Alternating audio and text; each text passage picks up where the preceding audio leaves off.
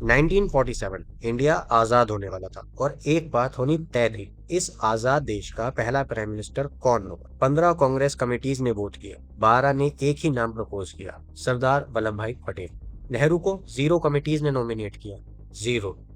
तो नेहरू पीएम कैसे बने? गांधी जी की एक मीटिंग से। गांधी जी पटेल से पर्सनली जाके मिले और गांधी जी ने कहा, सरदार अपना नाम विड्रॉ कर। पटेल ने कहा, जैसा आप कहें बाबू। और उस एक मीटिंग में इंडिया का पूरा भविष्य बदल गया। आज 77 साल बाद हम पूछेंगे वो सवाल जो इतिहास ने कभी नहीं पूछा।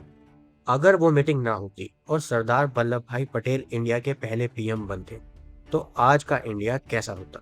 तो 1946 में जो हुआ, ऐसा पहली बार नहीं हो रहा था। पटेल 1929 में भी यही कर चुके थे। तब भी कांग्रेस प्रेसिडेंट बोर्ड में पटेल आगे थे। तब भी गांधी ने नेहरू को चूज किया। तब भी पटेल ने विड्रॉ किया। 1937 में भी यही हुआ था। 3 बार, 3 बार पटेल ने अपनी कुर्सी छोड़ी देश की खातिर। तो जिस आदमी ने 3 बार अपनी जीत छोड़ी, वो आदमी पीएम नहीं बना। जिस आदमी ने 3 बार गांधी से मांगा, वो पहला पीएम बना। ये डेमोक्रेसी की कहानी है। 15 अगस्त 1947 को नेहरू लाल किले पे थे। पटेल होम मिनिस्टर थे। दूसरा सबसे पावरफुल आदमी, पहला नहीं। 1947 में आजादी के दिन इंडिया एक देश नहीं था। इंडिया 565 अलग अलग टुकड़ों में बटा हुआ था। 562 रियासतें, हर एक का अपना राजा, अपनी सेना, अपना झंडा, और हर एक के पास चॉइस थी, इंडिया में आओ या पाकिस्तान में जाओ। हैदराबाद, इंडिया की सबसे बड़ी और अमीर रियासत, ने इंडिया ज्वाइन करने से मना कर दिया था। निजाम यूरोपियन से आर्म्स इंपोर्ट कर रहे थे। रजाकार हिंदू सिविलियंस पर वायलेंस कर रहे थे। नेहरू क्या करना चाहते थे? बात करो, डिप्लोमेसी करो, यूएन जाओ। पटेल ने क्या किया?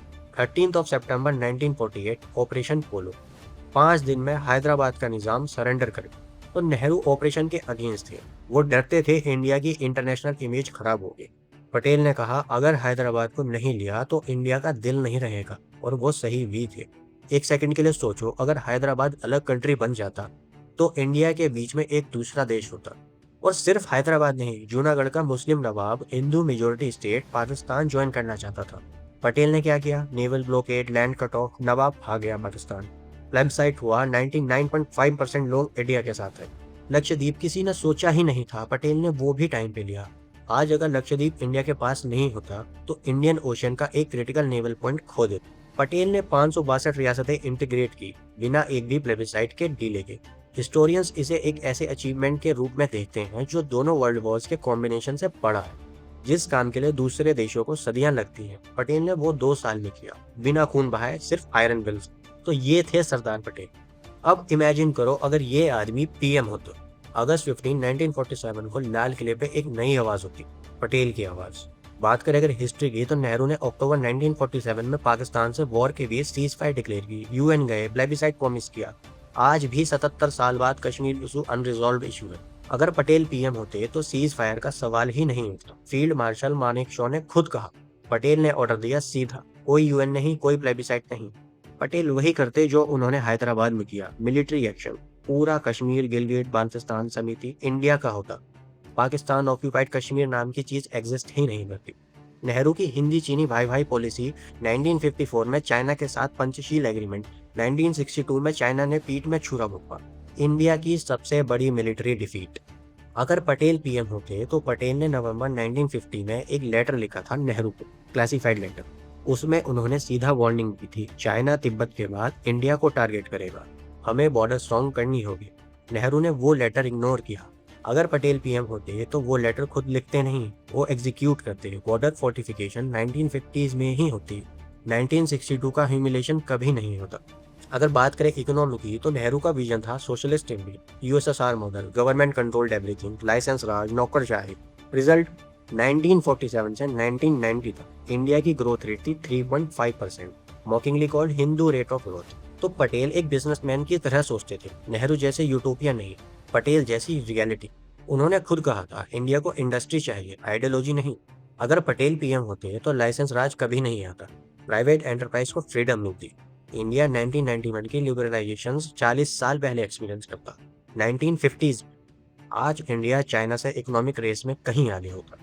बात करें अगर आगे, तो इंदिरा गांधी, नेहरू की बेटी, 1975 में डेमोक्रेसी बंद कर दी, प्रेस बंद, arrest, force sterilisation.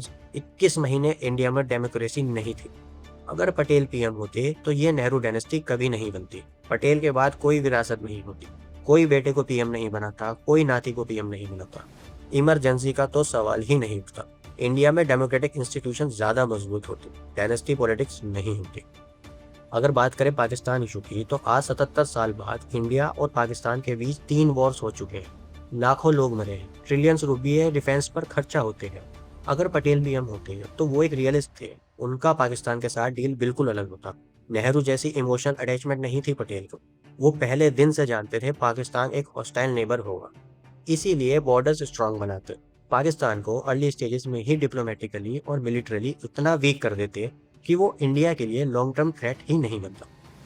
Kashmir issue resolve होता तो पाकिस्तान के पास प्रोपेगेंडा भी नहीं होता। तो सरदार पटेल 15 दिसंबर 1950 को हमें छोड़कर चले, सिर्फ 75 साल की उम्र में। डिप्टी पीएम थे, पीएम कभी नहीं। लेकिन जाते जाते उन्होंने एक ऐसा इंडिया छोड़ा जो फिजिकली एक 562 रियासतें, एक देश, ये पटेल का काम था। नेहरू का नहीं, अंबेडकर का नहीं, सिर्फ पटेल का। उन्हें पहचान मिली 41 साल बाद। 1991 में मरने के 41 साल बाद उन्हें भारत रत्न दिया गया। तो अगर पटेल पीएम होते, शायद कश्मीर इशू पूरा होता, शायद 1962 नहीं होता, शायद इमरजेंसी नहीं होती, शायद डायनेस्टी पॉलिटिक्स नहीं होती। लेकिन एक बात जरूर हो, इंडिया को पहले दिन से एक ऐसा पीएम मिलता जो डरता नहीं था। सरदार वल्लभ भाई Patel, the iron man of India.